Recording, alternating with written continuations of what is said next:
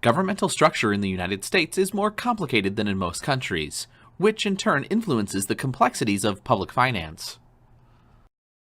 Both federal and state governments operate under separate constitutions, and at the local levels, cities, counties, and special districts enjoy varying degrees of legal autonomy.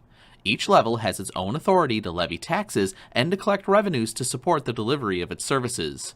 The transfer of funds between each level, especially from federal and state governments, provides an important source of revenue for the local service delivery. Financing the public's business is an integral part of democratic governance. Too frequently, citizens and even some career administrators consider public finance the obscure work of specialists. There are a wide variety of finance strategies that we rely upon to fund public projects and operations. In the context of these multiple layers of taxing authority, there are a wide variety of policies to generate revenue. Governments have complex strategies for financing the needs of the community. These strategies have important consequences for the capacity of citizens to control the affairs of their community.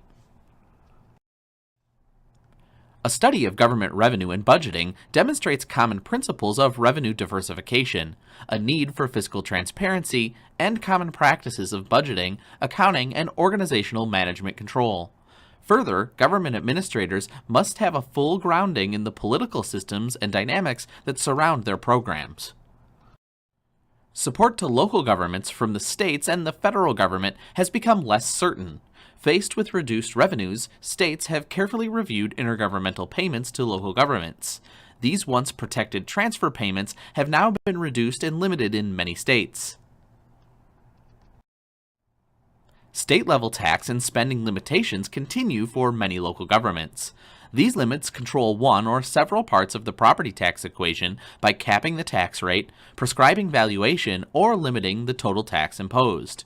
Almost all states have enacted some form of tax or spending controls that limit the ability of local governments to raise the funds needed to meet programmatic needs.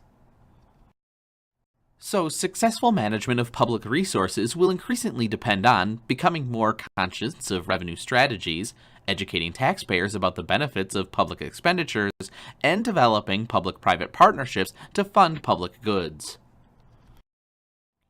After all, taxpayers must have the confidence in revenue collection and financial management systems of public agencies.